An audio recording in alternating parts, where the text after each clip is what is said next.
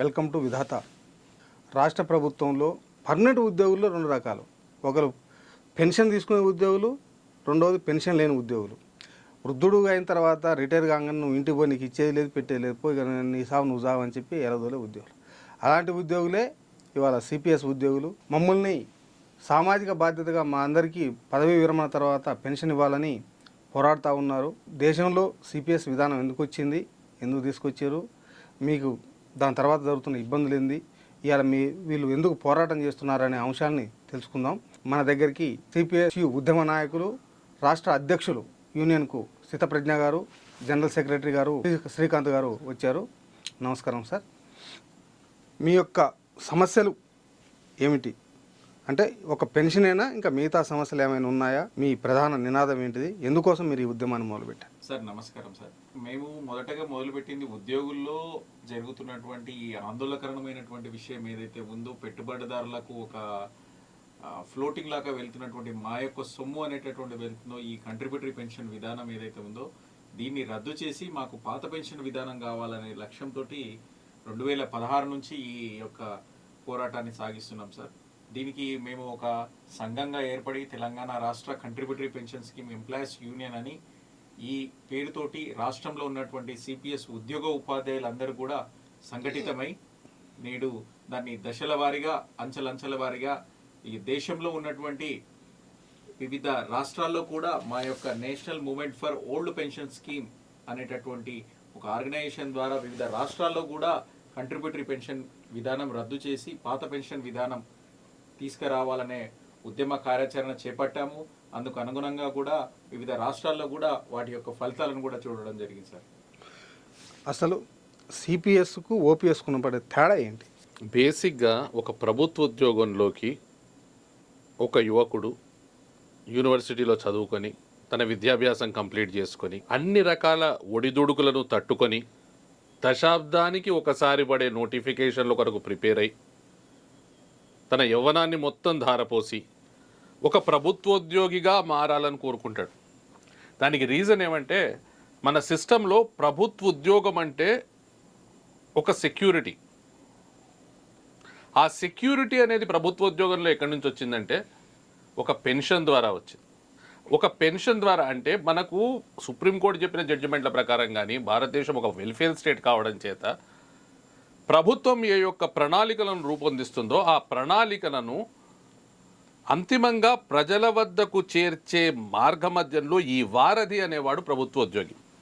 ఈ ప్రభుత్వోద్యోగి సరిగ్గా పనిచేస్తేనే, ప్రభుత్వోద్యోగి ఆనెస్ట్గా పనిచేస్తేనే, తన యవ్వనాన్ని మొత్తం ఒక 33 ఏళ్ల సర్వీసును ధారపోస్తేనే ప్రభుత్వం చేసే ప్రణాళికలకు సత్ఫలితాలు చేకూరుతాయి, ప్రజలకు అవి చేరువవుతాయి, ప్రజలు వాటిని వినియోగించుకోగలుగుతారు.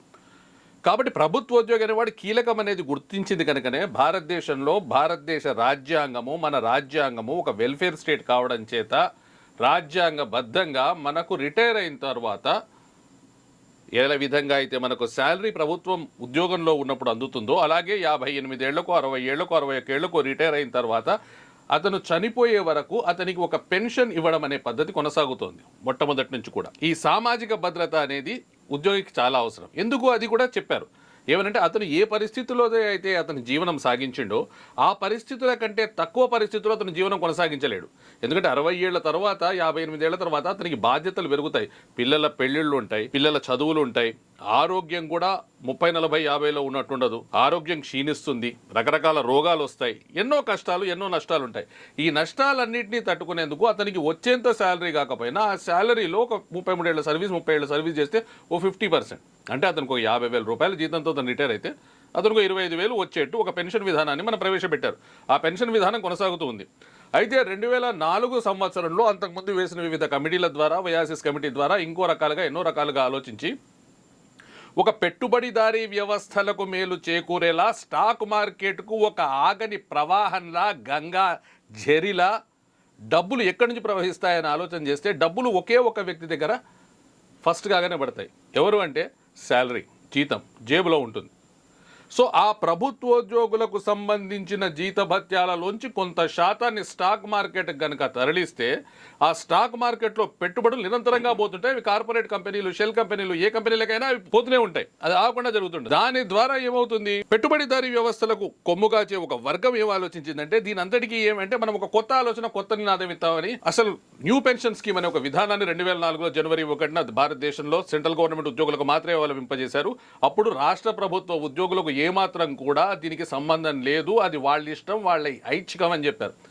కానీ over a period of time, సంవత్సరం తర్వాత సంవత్సరం రాష్ట్ర ప్రభుత్వాలను ప్రలోభ పెట్టడం ద్వారా, రాష్ట్ర ప్రభుత్వాలను ఒప్పించడం ద్వారా ఈ రోజుకి అంటే గత ఒక 2 సంవత్సరాల క్రితానికి ఒక వెస్ట్ బెంగాల్, త్రిపురలో మాత్రమే పాత పెన్షన్ విధానం ఇంకా అమల్లో ఉంది. ఈ రోజుకు మొదటి నుంచి కూడా కొత్త పెన్షన్ విధానంలోకి వెళ్ళని ఏకైక రాష్ట్రం వెస్ట్ బెంగాల్. ఈ విధంగా చేసే పద్ధతితో ఏం చేశారంటే న్యూ పెన్షన్ స్కీమ్ అనే పద్ధతి తీసుకొచ్చి ఈరోజు దాంట్లో 84 లక్షల మంది కేంద్ర రాష్ట్ర ప్రభుత్వ ఉద్యోగులు మన దేశంలో ఉన్నారు.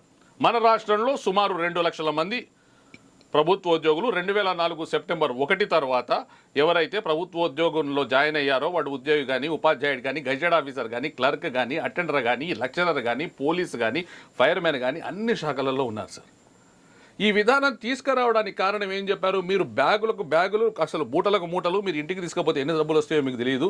స్టాక్ మార్కెట్లో పెట్టుబడి ₹1000 అయిపోతుంది, ₹1000 10,000 అవుతుంది, 10,000 2 లక్షలు అవుతుంది అన్న విధానంలో చెప్పారు. అసలు వడ్డీ దేవుడు ఎరుగు, తర్వాత వచ్చేది భగవంతునికి ఎరక. రిటైర్ అయిన వాళ్ళ పరిస్థితి మేము చూసుకుంటూ వస్తే కొంతమంది ఏమైందంటే ఉద్యోగులు కొంతమంది మధ్యలో కొంత లేట్గా రెగ్యులరైజ్ అయిన వాళ్ళు ఉన్నారు. ఆ రెగ్యులరైజ్ అయిన వాళ్ళు రిటైర్ అవుతూ వచ్చారు. ఓ 10 మంది కావచ్చు, 15 మంది కావచ్చు, 50 మంది కావచ్చు, 1000. వాళ్ళకు చూస్తే వాళ్ళకు వచ్చే పెన్షన్ అంటే కనీసము మినిమం వాళ్లకు ₹800 పెన్షన్, ₹700 పెన్షన్. అంటే ఒక ఆసరా పెన్షన్ కంటే, ఒక దివ్యాంగుల పెన్షన్ కంటే, ఒక వృద్ధాప్య పెన్షన్ కంటే ఇంకో ఏ పెన్షన్కైనా అది తక్కువ వచ్చే పరిస్థితి. ఈ మధ్యకాలంలో మేము ఒక పాత పెన్షన్ సాధనా సంకల్ప యాత్ర చేశాం. ఆ యాత్ర చేస్తే అక్కడ అడుగడుగునా మాకు ప్రతి చోట ఒక కూరగాయల దుకాణంలో ఉద్యోగం అంటే పని చేస్తున్న ఒక ఉపాధ్యాయుడు కనపడ్డాడు. పదవి విరమణ తర్వాత ఇంకేం చేయలేని పరిస్థితి. ఇప్పుడు సిపిఎస్ నుంచి రిటైర్ అయిన వాళ్ళు ఎంతమంది ఇప్పుడు తెలంగాణలో? వాళ్ళ సంఖ్య చాలా తక్కువ ఉంది సార్. సుమారుగా ఈ రోజుకు లెక్కలు కనుక మనం తీసుకుంటే వాళ్ళ సంఖ్య 10,000కు దాటదు. వాళ్ళ దేశంలో రాష్ట్రాలు మీ ఇష్టం ప్రకారంగానే చేసుకోవచ్చు, సిపిఎస్ పోవాలని ఓపీఎస్ ఉండాలన్నారు. అన్ని రాష్ట్రాలు సిపిఎస్ పోయినాయి, ఒక పశ్చిమ బెంగాల్ తప్ప అని మీరు అన్నారు. మరి సిపిఎస్లో మంచి లేకపోతే అన్ని రాష్ట్ర ప్రభుత్వాలు ఎందుకు పోయినాయి? రాష్ట్ర ప్రభుత్వాల మీద ఒక కేంద్ర ప్రభుత్వం ఒత్తిడి అనేది కొనసాగింది sir over period of time. ఏమనంటే మీరు ఎన్పిఎస్లో జాయిన్ అయితేనే మీకు కొన్ని రకాల మేలు కలుగజేస్తాం, కొన్ని రకాలైన రుణాలు ఇస్తాం, కొన్ని ఇంట్రెస్ట్ ఫ్రీ లోన్స్ ఇస్తాం, ఇవన్నీ అని చెప్పి. అంటే ఒక ప్రభుత్వోద్యోగి ప్రాణాన్ని, అతని భావి జీవితాన్ని, అతని సామాజిక భద్రతని అన్ని పనంగా పెట్టి ఆ లోన్ల కొరకు వెళ్ళడం అనేది జరిగింది. వెళ్లే రోజు చాలా మందికి ఎందుకు నేను అంటాను, 2004 సెప్టెంబర్ మొన్న రైతు చట్టాలు తీసుకొచ్చారు. రైతు చట్టాలు తీసుకొచ్చినప్పుడు ఆ రైతు చట్టాలకు వ్యతిరేకంగా ఈ అన్యాయం, దుర్మార్గం అని చెప్పి ఒక సంవత్సరం పాటు వాళ్ళు ఢిల్లీ చుట్టుపక్కల మొత్తం నిలబడి కూర్చొని పోరాటం చేసి అన్ని వర్గాలు ఏకమై చేస్తే రైతు చట్టాలు వెనక్కిపోయినాయి. కానీ 2004లో ఆ రోజు పరిస్థితుల్లో ఆ రోజు ఉన్న ఉద్యోగ ఉపాధ్యాయ సంఘాలు వీటికి వ్యతిరేకంగా పోరాటం చేస్తున్నా ఈ రోజు మాకు ఈ పరిస్థితి లేదు.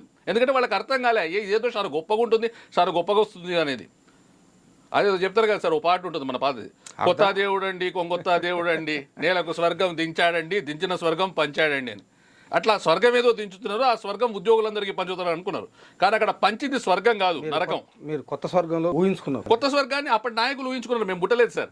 మేము ఎప్పుడు పుట్టినామంటే మేము మెల్లగా పుట్టినాం, తర్వాత పుట్టినాం. మేము పుట్టేటప్పటికే ఏం డిసైడ్ చేసిండ్రు, వీళ్ళు కొత్త పెన్షన్ ఉద్యోగులు అంటే మా నెత్తుల మీద ఒక స్టాంప్ వేసి వదిలేసిండ్రు.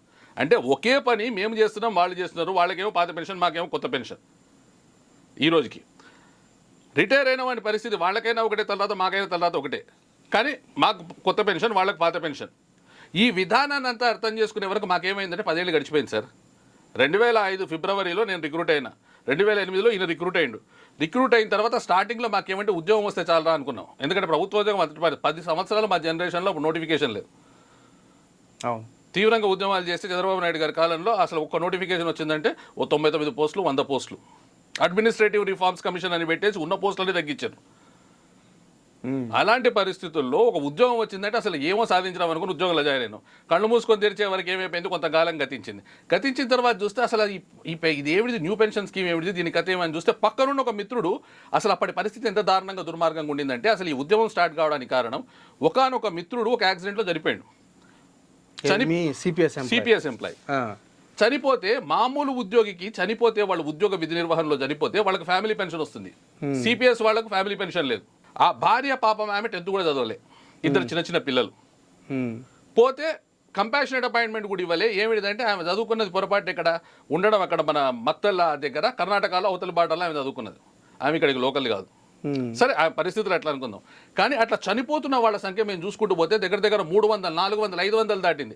ఎవరు కూడా ఫ్యామిలీ పెన్షన్ రావట్లేదు. వాళ్ళ పరిస్థితి దారుణంగా ఉంటుంది. ఎందుకంటే పిల్లలు ఎంగేజ్ ఎంప్లాయ్మెంట్ కూడా లేదు, ఇవ్వలేదు. ఫ్యామిలీ పెన్షన్ ఉంటే వాళ్ళ తల్లిదండ్రులకు 60 ఏళ్ళు ఉంటే పిల్లగాడు 20-25 ఏళ్ళు పిల్లగాడు చచ్చిపోయిందంటే వాళ్ళు ఎట్లా బతకాలి, ఏం చేయాలి, ఏంటి పరిస్థితి అని మేము చేసే దాని లోపల ప్రప్రథమంగా ఏం స్టార్ట్ చేసినామంటే గ్రాట్యుటీ రావాలని పెద్ద ఉద్యమం చేసి నిజాం కాలేజ్ గ్రౌండ్స్లో శంఖారావం అని మీటింగ్ పెట్టి మొట్టమొదటిసారిగా మొత్తం ఎంప్లాయీస్ 1,00,000 మంది ఎంప్లాయీస్ని ఒక దగ్గర చేర్చి గ్రాట్యుటీ సాధించుకున్నాం.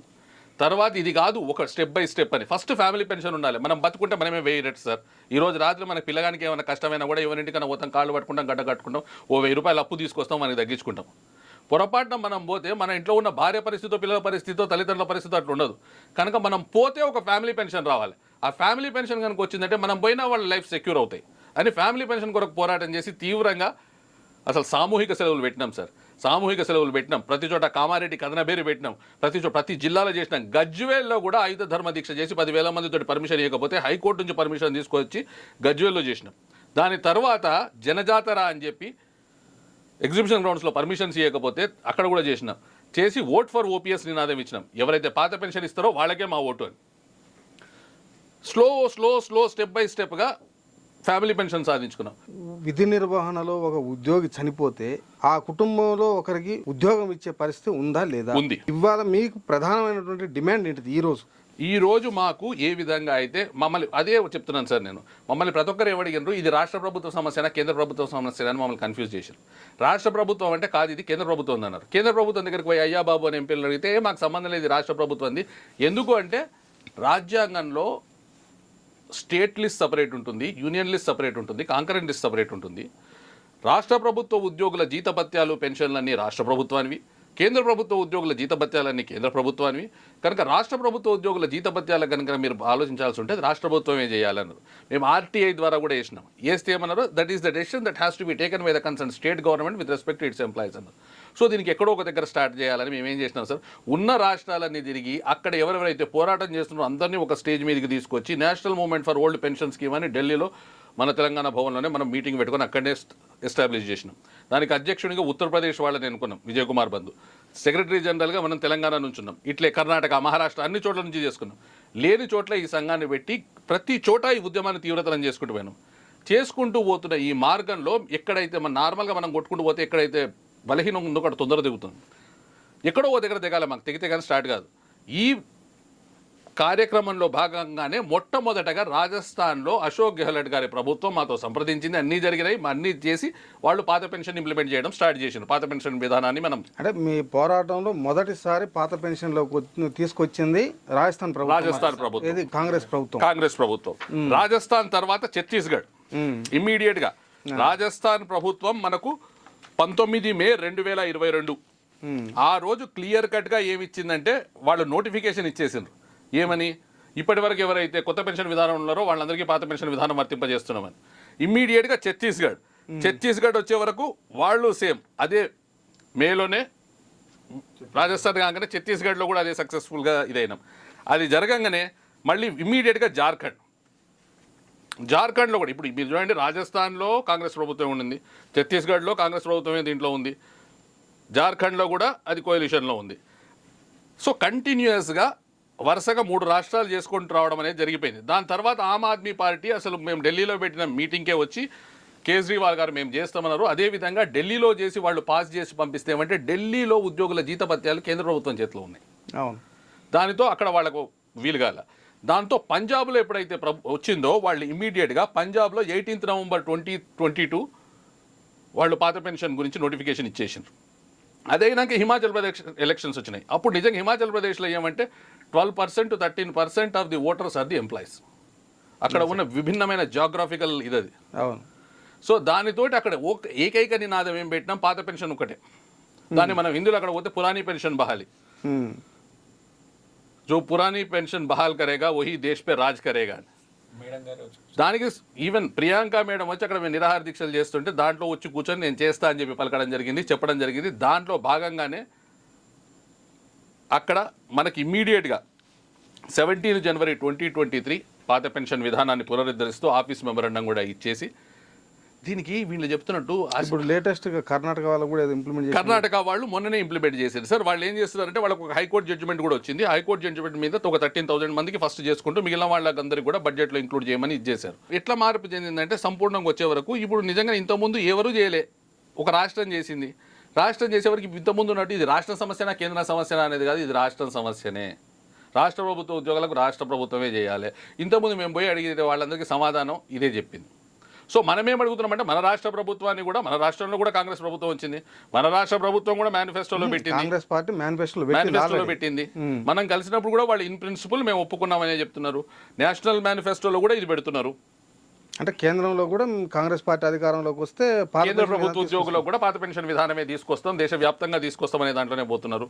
సో ఈ రోజు మనం కోరేది ఏమిటంటే ఈ రోజు చేసే పని ఇప్పుడే చేయాలి, రేపు చేసే పని ఈ రోజు చేయాలి అనేది ఒక సామెతం. కానీ ఇప్పుడు మన దేశంలో ఏ విధంగా అయితే మిగిలిన రాష్ట్రాలన్నింటిలో ఈ పాత పెన్షన్ పునరుద్ధరణ అనేది మన ప్రభుత్వం చేసిందో, కాంగ్రెస్ పార్టీ చేసిందో, కాంగ్రెస్ పార్టీ దానికి చిత్తశుద్ధిగా నిలబడి ఉంది. దానికి నిజంగా మేము ఒకటే మాట చెప్పినాం, మేము ఓటు ఎవరికి వేస్తామంటే మాకు ఎవరు పాత పెన్షన్ ఇస్తారో వాళ్ళకే వేస్తామనే నినాదంతో మనం వచ్చినాం. అదే పేరు మీద మనకు ప్రతిజ్ఞ కూడా మనం రామ్లీలా మైదానంలో చేయించినాం. ఎందుకంటే మాకు కావాల్సింది మా సెక్యూరిటీ సార్. మా సెక్యూరిటీ ఎవరు ఇస్తారో వాళ్ళకి డెఫినెట్గా we will bound by it అనేది.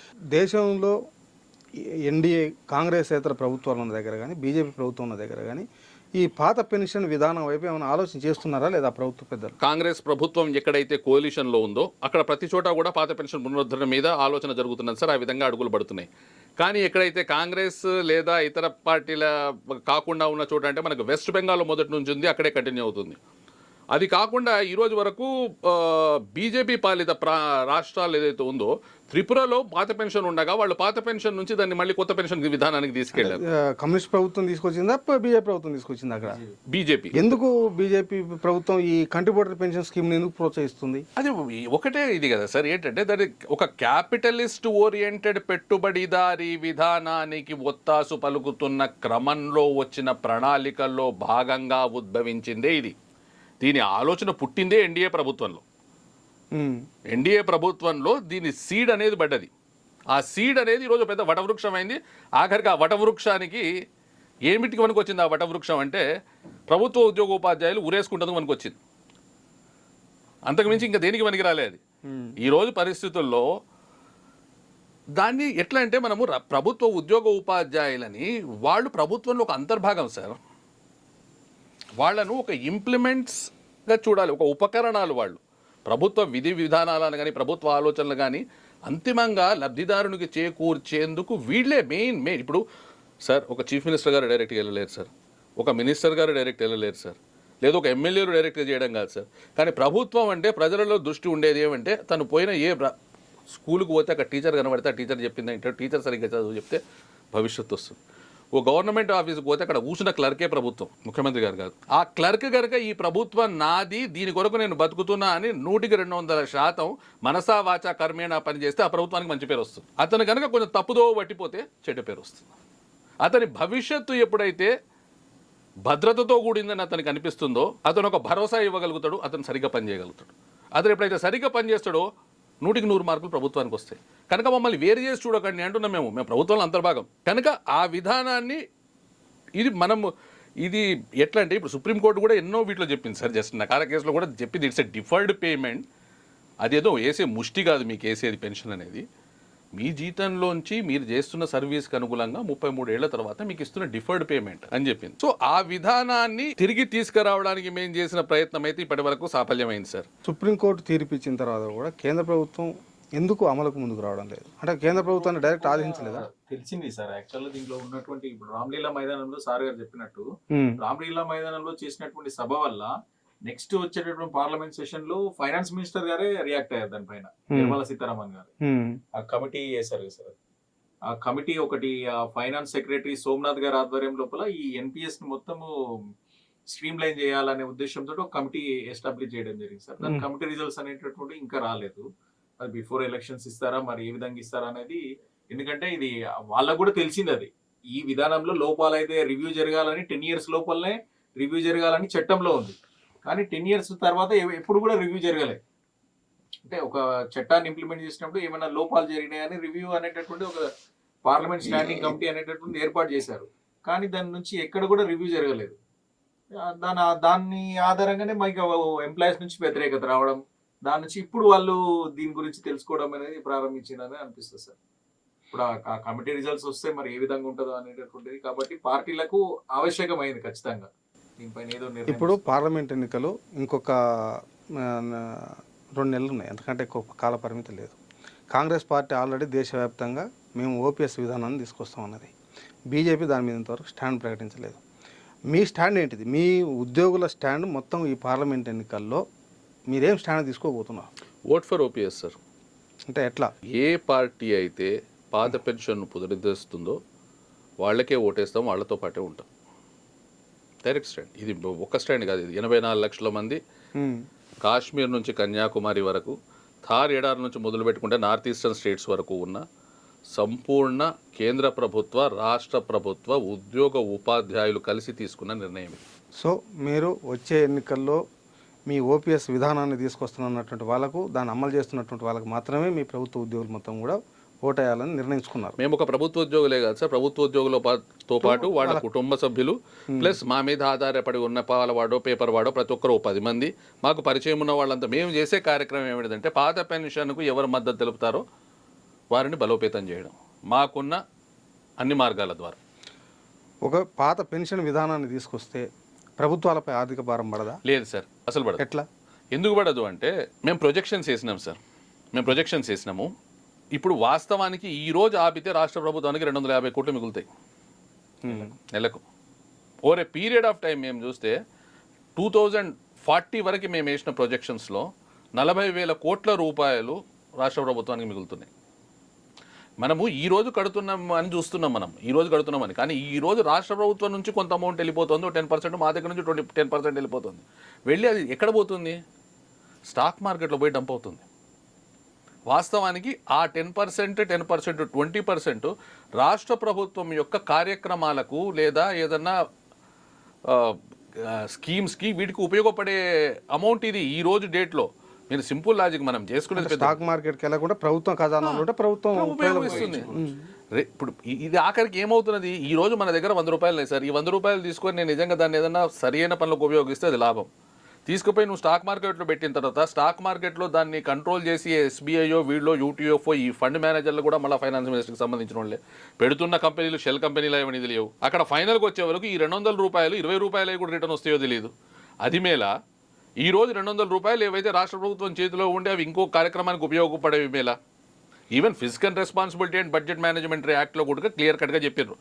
ఏ pension fund may be created how? By depositing certain amount. ప్రతి సంవత్సరం కూడా ఒక 100 కోట్లో 50 కోట్లో ఒక పెన్షన్ ఫండ్ అని ఏర్పాటు చేసి పక్కకు పెడితే మీరు కాలక్రమేణా ప్రతి సంవత్సరం ఈ విధంగా తీసి పెట్టడం వల్ల లాంగ్ రన్లో మీ మీద భారం పడదు. అది ప్రభుత్వం దగ్గరే ఉంటుంది, ప్రభుత్వం ఉపయోగించుకుంటుంటుంది, కాకపోతే ఒక ఫండ్గా క్రియేట్ అవుతుంది. దీనికి ఎగ్జాంపుల్ ఇంకోటి కూడా ఉంది సార్. దీనికి వచ్చిన సమస్య చాలామందికి ఈరోజు కూడా నిన్న మొన్న కూడా నేను కొంతమందిని రాజకీయ నాయకుల్ని, మినిస్టర్లని, ఎమ్మెల్యేలని, పెద్దవాళ్ళని కలిసిన వాళ్ళు ఇంకా దాంట్లో ఏవో చిన్న సమస్యలు ఉన్నాయట కదా, ఇదట కదా, అదట కదా అంటున్నారు.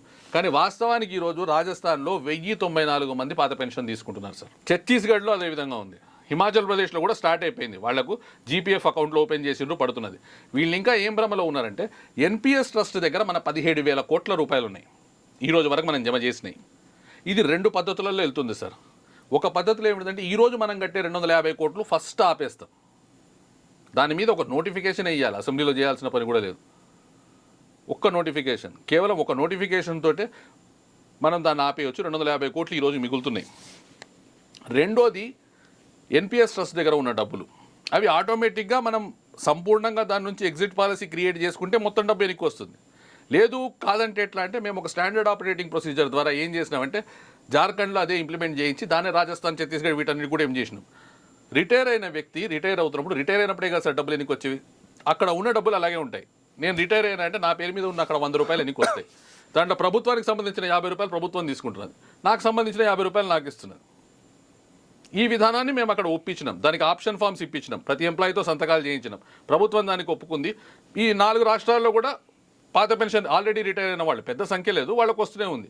అట్లే భవిష్యత్తులో కూడా ఎవరెవరు రిటైర్ అవుతారో వాళ్ళ అమౌంట్ అక్కడి నుంచి వస్తుంటుంది, తీసుకుంటుంటాం. లేదు ఈ లోపల నెక్స్ట్ ఎలక్షన్స్కే కేంద్ర ప్రభుత్వంలో మార్పు రావచ్చు, ఎగ్జిట్ పాలసీ క్రియేట్ కావచ్చు. ఎట్ టైం 17,000 కోట్ల రూపాయలు రాష్ట్ర ప్రభుత్వానికి వస్తే అవి ఏదో ఒక కార్యక్రమానికి ఉపయోగపడతాయి కదా సార్. అంటే ఎగ్జిట్ పాలసీ ఉంటేనే వస్తాయి, లేకపోతే రావు అవి. ఎగ్జిట్ పాలసీ లేదు అని చెప్పి ఇప్పుడున్న కేంద్ర ప్రభుత్వం భయభ్రాంతులకు గురి చేస్తున్నది, ఒక రకమైన బ్లాక్మెయిలింగ్ టాక్టిక్స్ వాడుతున్నది. ఇప్పుడు ఎట్లుంటుందంటే సార్, నా దగ్గర పెట్టేటోని చేతిలో ఉన్నది, కేంద్ర ప్రభుత్వం ఈరోజు విధానం ఎట్లా ఉంది, పెట్టుబడిదారీ వ్యవస్థకు మేలు చేకూర్చాలన్న ఆలోచనతో ఉంది. ఆ ఆలోచనతో ఉన్నప్పుడు దానికి బుద్ధే రాదు, బుద్ధి లేనప్పుడు ఆలోచన రాదు, ఆలోచన లేనప్పుడు ఇంకా మార్గం ఎక్కడి నుంచి వస్తుంది సార్. ఇంకొక విషయం కూడా ఇక్కడ ఏమంటుంది సార్, కేంద్ర ప్రభుత్వం సెంట్రల్ ఫైనాన్స్ మినిస్టర్ ఏమంటుందంటే మా యొక్క పెన్షన్ నిధిని తాకట్టు పెట్టొచ్చు అని అంటుంది. తాకట్టు పెట్టి మీకు రాష్ట్రాలకు అప్పులు ఇస్తామనేటటువంటి విషయం కూడా అంటుంది. ఏపీలో ఈ విధంగా జరిగింది కూడా.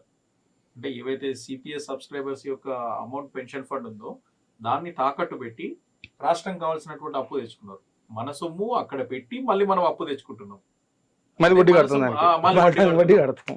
అది మన సొమ్ము మన రాష్ట్రం ఉపయోగిస్తే అది ఎంత ఆనందంగా వడ్డీ కట్టాల్సిన పని ఉండదు, అవసరం ఉండదు. సో ఇప్పుడు రాష్ట్ర ప్రభుత్వానికి ఓల్డ్ పెన్షన్ విధానంలో తీసుకుపోవడం వల్ల ఎగ్జిట్ పాలసీ వస్తే తక్షణమే 17,000 కోట్ల రూపాయలు ఈ ప్రభుత్వానికి వస్తాయి. అవి అభివృద్ధి కార్యక్రమాలకు ఉపయోగించుకోవచ్చు అనేది ఇలా మీరు చెప్తా ఉన్నారు. అదేవిధంగా మీకు దీనివలన ఒక భద్రత, వృద్ధాప్యంలో భద్రత వస్తూ ఉందనేది చెప్తా ఉన్నారు. కాబట్టి ఈ ఓపీఎస్ ఏదైతే అమలు చేస్తూ ఉంటున్నటువంటి రాష్ట్రాలు ఉన్నాయో, అమలు చేస్తూ ఉన్నటువంటి పార్టీకే మా ఓట్లు అని చెప్తా ఉన్నారు. ఈ ఓపీఎస్ విధానం తెలంగాణ రాష్ట్రంలో మీకు అమలు కాబోతుందా లేదా? వాళ్ళు దీంట్లో పెట్టారు, ఏది మన ఎన్నికల ప్రణాళికలోనైతే పెట్టారు, ఉంది. ఇప్పుడు కూడా చూసాం. ప్రభుత్వం నుంచి మీకు ఏ రకమైనటువంటి సంకేతాలు ఉన్నాయి, అమలు అవుతుందా లేదా, మీరేమనుకుంటా ఉన్నారు? సార్, ఇన్ ప్రిన్సిపల్ పాత పెన్షన్ విధానానికి మేము కట్టుబడి ఉన్నాం అని మాకు మన రాష్ట్ర ప్రభుత్వం తెలియజేసింది సార్. దాని విధి విధానాలు మిగిలినవన్నీ అతి త్వరలో వాటిని డిసైడ్ చేస్తామని. అదేవిధంగా ఫైనాన్స్ మినిస్టర్ గారిని కలవడం జరిగింది, ముఖ్యమంత్రి గారిని కలవడం జరిగింది, ఉత్తమ్ కుమార్ రెడ్డి గారిని కలవడం జరిగింది, పొన్నం ప్రభాకర్ గారిని కలవడం జరిగింది, కోదండ రామ్ గారిని కలవడం జరిగింది. అందరినీ కలుస్తున్నారు, మన వాళ్ళు ప్రతి ఎమ్మెల్యేని ఎంపీని కూడా కలుస్తున్నారు. మనం గుర్తు చేస్తున్నాం ఏమనంటే, మీరు మేనిఫెస్టోలో పెట్టారు, మేము తదనుగుణంగా పనిచేశాం. మా కోరిక అయినా మా యొక్క అభిలాష అయినా రాష్ట్ర ప్రభుత్వ ఉద్యోగులు కోరుకునే పాత పెన్షన్ విధానాన్ని పునరుద్ధరించాలని ఇన్ ప్రిన్సిపల్ ఒప్పుకున్నారు. కాకపోతే వచ్చి ఇంకా 1-2 నెలలు అయింది కాబట్టి ఓరే పీరియడ్ చేస్తారన్న నమ్మకం ఒకటి మాకుంది. దాంతోపాటు మేము కోరేది ఏమంటే, ఎంత తొందరగా రాష్ట్ర ప్రభుత్వం మొట్టమొదటగా ఒక నోటిఫికేషన్, ఒక ఆఫీస్ మెమోరాండమో రిలీజ్ చేసి ఎన్పిఎస్కి ఏవైతే మన డబ్బులు వెళ్తున్నాయో ఉద్యోగోపాధ్యాయులయ్యి 10% ప్లస్ రాష్ట్ర ప్రభుత్వాన్ని ఫస్ట్ ఆపు చేయడం అనేది జరగాలి. జరిగితే 250 కోట్లు ప్రతి నెల రాష్ట్ర ప్రభుత్వానికి మిగులుతాయి. అది మాకు కూడా ఒక నమ్మకం చేకూరుతుంది. ఒకసారి అది ఆపిన తర్వాత over a period of time మీరు ఎక్కడన్నా చూడండి, మీరు జార్ఖండ్లో చూడండి లేదా హిమాచల్ ప్రదేశ్లో చూడండి, ఏ విధంగా అయితే ఇంప్లిమెంట్ చేశారో అక్కడ ఒక standard operating procedure already evolve అయింది. అక్కడ కూడా మనకు ఉన్నాయి, కాంగ్రెస్ ప్రభుత్వాలే ఉన్నాయి. మీరు అక్కడున్న వాటి ద్వారా స్టడీ చేసైనా ఇమ్మీడియట్గా మన దగ్గర ఏ విధంగా ఇంప్లిమెంట్ చేయొచ్చు అనే ఫర్దర్ యాక్షన్ ప్లాన్ అనేది తీసుకోవచ్చు. కాకపోతే మేము కోరుకునేది ఒకటే, సాధ్యమైనంత త్వరగా మన ప్రభుత్వం, తెలంగాణ రాష్ట్ర ప్రభుత్వం పాత పెన్షన్ పునరుద్ధరిస్తుందని నమ్ముతున్నాం. అదేవిధంగా వాళ్ళు పునరుద్ధరిస్తారని కూడా ఆశిస్తున్నాం. అయితే అన్నిటికంటే మించి పార్లమెంట్ ఎలక్షన్ లోపట్నే దీనికి సంబంధించి ఏదో ఒక స్టాండ్ తీసుకొని మాకు ఒక స్టేట్మెంట్, ఒక ఆఫీస్ మెమరాండమో రిలీజ్ చేయడం ద్వారా అందరికీ ఒక నమ్మకం కలుగుతుంది సార్. మేము కోరుకుంటున్నది 2 లక్షల మంది ఉద్యోగోపాధ్యాయులు కూడా ఇదే చూస్తున్నారు. రోజు నాకు ఆదిలాబాద్ నుంచి మొదలు పెట్టుకుంటే ఆలంపూర్ వరకు ఫోన్లు వస్తూనే ఉంటాయి. సార్ ఏమైంది అన్న, ఏమైంది, మనది ఏమైనా టేకప్ చేస్తున్నారా, ఏం చేస్తున్నారు, ఎట్లుంది, ఏమి అనేది. అంటే వాళ్ళ ఆలోచనలో ఉంది, ఆందోళనలో ఉన్నారు. ఎందుకంటే ఏం చేయబోతున్నారు అనేది. దీనివల్ల రాష్ట్ర ప్రభుత్వానికి ఏ విధమైన ఆర్థిక భారం లేదు, 250 కోట్ల రూపాయలు మిగులుతాయి. 2, ఇది కొత్త కాదు, మన కాంగ్రెస్ ప్రభుత్వం మిగిలిన రాష్ట్రాల్లో అమలు చేసిందే. అక్కడ అమలు చేసింది ఇక్కడ అమలు చేయడానికి పెద్ద ప్రాబ్లం ఏమి ఉండదని నేను అనుకుంటున్నా. ఎందుకంటే హిమాచల్ ప్రదేశ్ ముఖ్యమంత్రి మన తెలంగాణకు వస్తే ఇటు కామారెడ్డిలో కానీ అటు అచ్చంపేటలో కానీ ఆయన చెప్పింది ఒకటే, తెలంగాణలో కాంగ్రెస్ ప్రభుత్వం వస్తే మేము పాత పెన్షన్ పునరుద్ధరిస్తామని. ఎవరు? హిమాచల్ ప్రదేశ్ ముఖ్యమంత్రి సుక్కుగా. అదేవిధంగా మన రేవంత్ రెడ్డి గారు, మన ముఖ్యమంత్రి గారు కూడా వరంగల్లో పాత పెన్షన్ పునరుద్ధరిస్తామని చెప్పారు. బట్టి విక్రమార్క గారు కూడా, మన ఫైనాన్స్ మినిస్టర్ గారు కూడా, డిప్యూటీ సీఎం గారు కూడా అదే మాట చెప్పారు. ఉత్తమ్ కుమార్ రెడ్డి గారు కూడా 2018లో అదే మాట చెప్పారు, ఆయన పీసీసీ అధ్యక్షుడిగా ఉన్నప్పుడు. సో ఇది కొత్తది కాదు. ఇది ఇప్పుడు దీన్ని మనం యాక్సెప్ట్ చేస్తున్నాం. కాంగ్రెస్ ప్రభుత్వం దీన్ని యాక్సెప్ట్ చేసి ప్రతి రాష్ట్రంలో తను ఎక్కడైతే అధికారంలో ఉందో అక్కడ ఇంప్లిమెంట్ చేసింది. సో ఇది కొత్తది కాదు కాబట్టి సాధ్యమైనంత త్వరగా పాత పెన్షన్ పునరుద్ధరించాలని మీ ద్వారా రాష్ట్ర ప్రభుత్వాన్ని, గౌరవనీయులైన ముఖ్యమంత్రి గారిని, ఇతర నాయకుల్ని కోరుకుంటున్నాం సార్. వీళ్ళు కోరుకుంటున్నట్టుగా రాష్ట్ర ప్రభుత్వం పార్లమెంట్ ఎన్నికల్లోపే పాత పెన్షన్ విధానం పునరుద్ధరించడం కోసం ఒక నోటిఫికేషన్ విడుదల చేస్తుందని ఆశిద్దాం. ధన్యవాదాలు.